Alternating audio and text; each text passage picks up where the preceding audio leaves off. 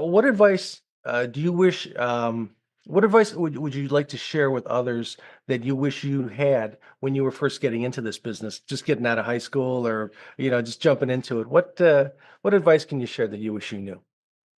Uh, are we talking coin laundry bit or laundry business mainly? No, we can go Okay. anywhere you want to take it. Set a fair amount of money aside that you could spend on something material today, and save it for opportunity money, no matter what that could be. And nowadays, laundromats tend to be the number one thing that everybody wants to get into, it seems, through social media after COVID.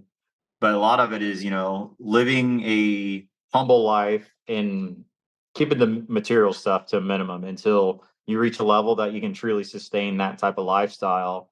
And my brother my brother always would joke in my 20s that I had moldy money, because it's like, well, I didn't want to spend it until I'd always waiting for another opportunity that would be better than buying a new car, material things and stuff. So, Yeah. and I think that's how some people have scaled, is when they're the small guy having the opportunity money available, whether it's just for the down payment or also an outright cash purchase.